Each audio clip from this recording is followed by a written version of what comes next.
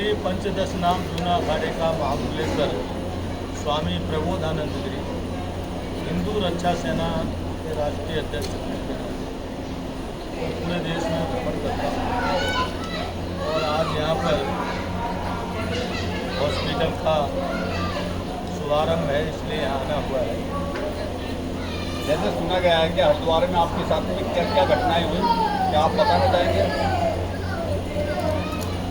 जब से हरिद्वार में धर्म संसद हुई है उसके बाद पूरे विश्व का इस्लाम का जिहादी सक्रिय हो गया और वो भाई को किसी भी प्रकार से मेरी हत्या करने का प्रयास करता है और उसके लिए आए दिन षड्यंत्र करता रहता है।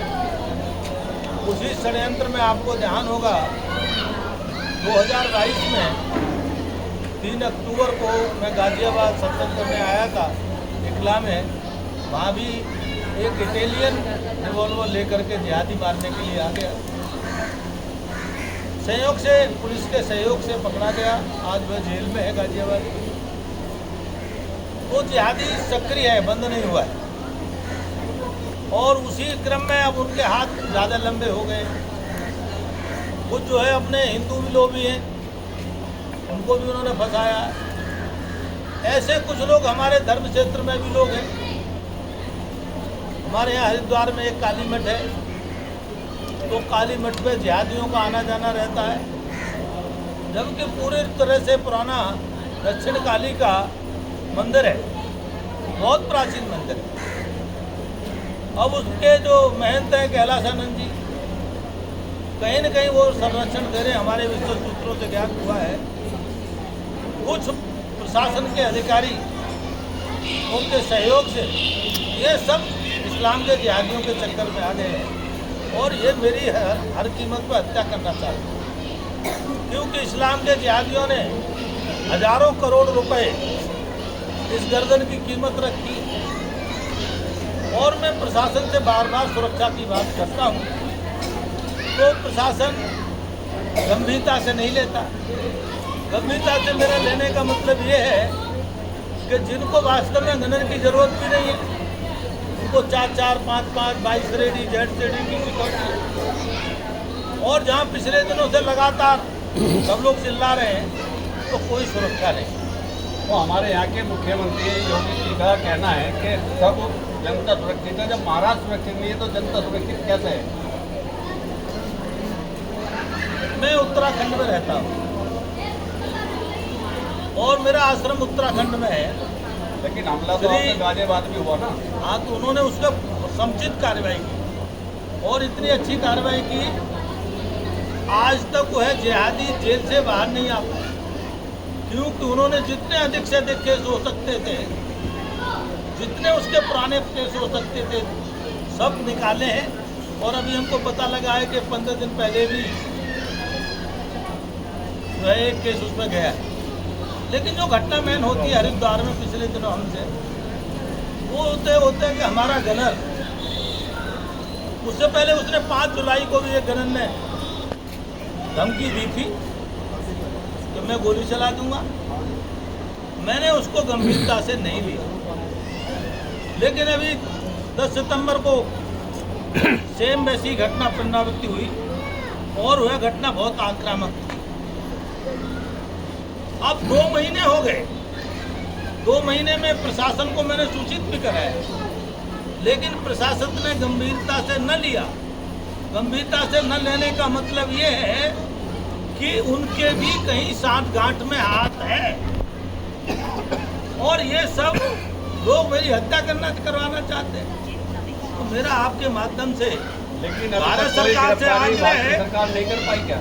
भारत सरकार से मेरा आग्रह है कि मुझे सुरक्षा दें ठीक से, ताकि मेरी सुरक्षा सुनिश्चित हो सके। एक गार्ड ही वास्तव में आप जानते समुचित नहीं है। लेकिन वहाँ पर जैसे घटना हुई हरिद्वार में, तो वहाँ की सरकार ने किसी को या वहाँ के जो प्रशासन है, पुलिस प्रशासन ने किसी को गिरफ्तार नहीं किया।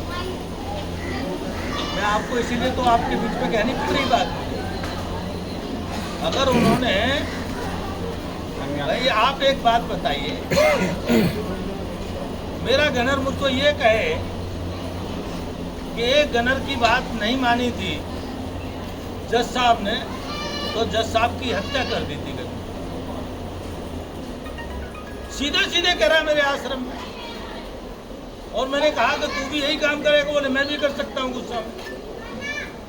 उसके बाद उसको दंड देने के अलावा 3 दिन तक मेरा गनर वेटिंग में रहा, जबकि गनर शासन से है, कोई हरिद्वार जिले के प्रशासन से नहीं है। उनको 1 मिनट हटाने का अधिकार नहीं है। तो मैं आपको 3 दिन क्या इंतजार था उसका?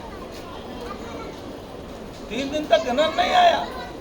उसके बाद ये गनर आया, मेरे पास है गनर, नया गनर आया है।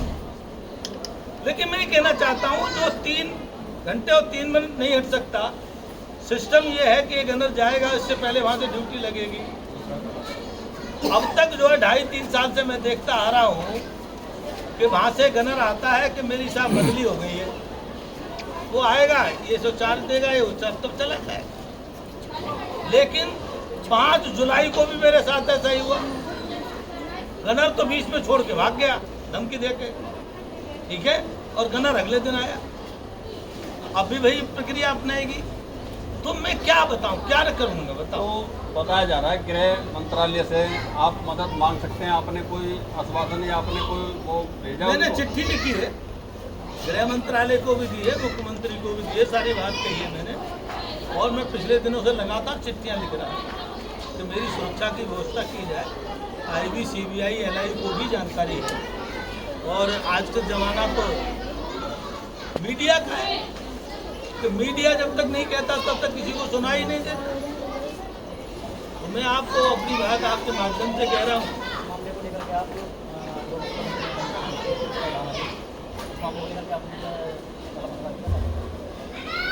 पुष्कर सिंह धामी से इस बीच में मेरी कोई वार्ता नहीं है। पुष्कर सिंह धामी जम्मू के चुनाव में व्यस्त थे, सुना है कल परसों वो आ गए शाम को। और अभी मैंने 1-2 लोगों से कहा है बात करने को, अब उनकी क्या बात होती है, क्या जवाब देते हैं पता नहीं। शासन के स्तर पे तो पहुंचनी चाहिए। और अगर शासन प्रशासन का तालमेल नहीं है तो बहुत ज़्यादा दुखद होगा। तो ऐसा नहीं होना चाहिए कि उनके पास सूचना नहीं पहुंचे। सूचना तो पहुंचना नहीं चाहिए। आज 10 तारीख से आज कितनी तारीख हो गई? 5 दिन हो गए। तो ऐसा नहीं होना चाहिए कि मुख्यमंत्री की बात नहीं पहुंचनी चाहिए कायदे में, और नहीं पहुंची है तो बहुत दुर्भाग्यपूर्ण है। हमने अपने 1-2 आदमी को कहा है कि आप मुख्यमंत्री से बात करो, अभी उनका कोई जवाब नहीं आया। आपने हमारे चैनल को समय दिया, आपका बहुत बहुत धन्यवाद। हम आशा करेंगे कि आपकी बात को अपने चैनल के माध्यम से सरकार तक पहुंचे, आपकी सुनवाई। आपका भी बहुत बहुत धन्यवाद कि आपने हमको गंभीरता से लिया। और हमारा तो जब से जन्म हुआ है तब ने हमने व्यक्तिगत जीवन नहीं जिया, सार्वजनिक जीवन ही हमारा रहा है। विद्यार्थी रहे तो भी सार्वजनिक जीवन रहा, संन्यास से पूर्व भी सार्वजनिक जीवन रहा, संन्यास है तो पूरे समाज के लिए जीवन। तो मैं तो एक ही बात कहना चाहूँगा कि जब तक मैं जिंदा हूँ तब तक एक एक बूंद इस सनातन धर्म के लिए काम आएगी, और एक एक शरीर का कण-कण काम आएगा। मुझे कोई शासन प्रशासन आदि डरा के धमका के कोई हमको झुकाना चाहे तो ये नहीं हो सकता। मैं सनातन धर्म के लिए काम करता हूँ, करता रहूँगा अंतिम समय तक। एक बार नारे भी लगवा दो जी सनातन धर्म को। लगवा वही नारे कौन से होते हैं? भारत माता की जय, भारत माता की जय, भारत माता की जय, भारत माता की जय।